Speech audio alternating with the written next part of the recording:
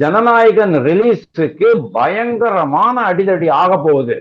அதையும் தாண்டி விஜய் அந்த படத்தை ரிலீஸ் பண்ணுவாரு. அதுக்கப்புறமா டிஎம்கேக்கு என்ன ஆக போறது அப்படிங்கறது நீங்க பாருங்க. பல்வேறு குடைச்சல்கள் கொடுத்தாலும் அதை தாண்டி மக்களுடைய அந்த செல்வாக்குங்கிறது விஜய்க்கு ஆதரவாக இருக்குது. அதே நேரத்தில் அவங்க போராட ரோட்டுக்கு வந்துட்டாங்கன்னா இது இவங்க இப்ப கண்ட்ரோல் பண்ண முடியாது தானே. நீங்க எவ்வளவு பெரிய கவர்மெண்டா இருந்தாலும் ஒட்டுமொத்த மக்களும் ஆதரவு தெரிவிச்சுட்டு வீதிக்கு வந்தாச்சுன்னா அவர்களுடைய தொண்டர்களுடைய மன மாற்றம் ஏற்பட்டிருக்கு. எப்படி தெரியுமா? 41 பேர் செத்து போயிட்டாங்க பாத்தீங்களா? அது விஜய்க்கு மட்டும் இல்ல, உங்களுக்கு எனக்கு மட்டும் இல்ல, தமிழ்நாட்டுல ஒவ்வொருவருக்கும் ஒரு மிகப்பெரிய காயம் ஏற்பட்டிருக்கு.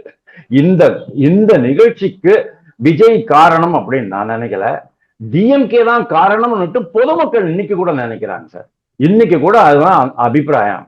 அதுதான் கொஞ்சம் கொஞ்சமா அந்த அபிப்பிராயம் மங்க ஆரம்பிக்கும் போது திருப்பியும் விஜயை உசுப்பி விட்டு அவருக்கு தொந்தரவு கொடுத்து கொடுத்து கொடுத்து அவரை இன்னும் பெரிய பிம்பமா வளர்க்குது இந்த டிஎம்கே காரங்க.